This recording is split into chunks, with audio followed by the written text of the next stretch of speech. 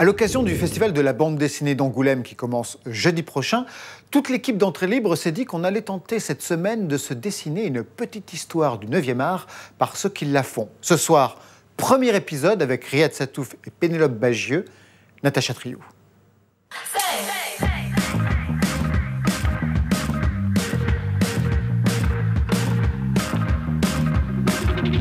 J'ai mal lu mon histoire de la BD en 12 volumes.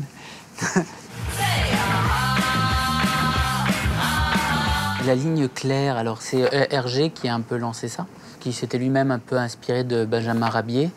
Et c'est... voilà, les formes sont délimitées par un trait simple. Il n'y a pas de hachure, il n'y a pas de taches. Voilà, toutes les formes sont cernées par un filet d'encre. C'est s'arrêter sur une ligne nette, décider que c'est ce qui va faire le contour de quelque chose.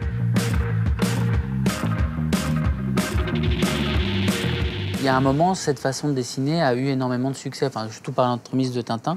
Parce qu'il y avait, à cette époque-là, il y avait aussi le côté Spirou, c'est-à-dire avec des formes très déformées.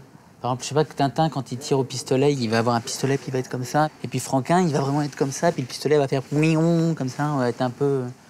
Et sa main va être un petit peu... Vraiment, il y a un côté plus cartoon chez Franquin. Très vif, avec plein de traits, plein de... un modelage de forme. Mais c'est un peu les grands précurseurs, deux façons différentes de dessiner.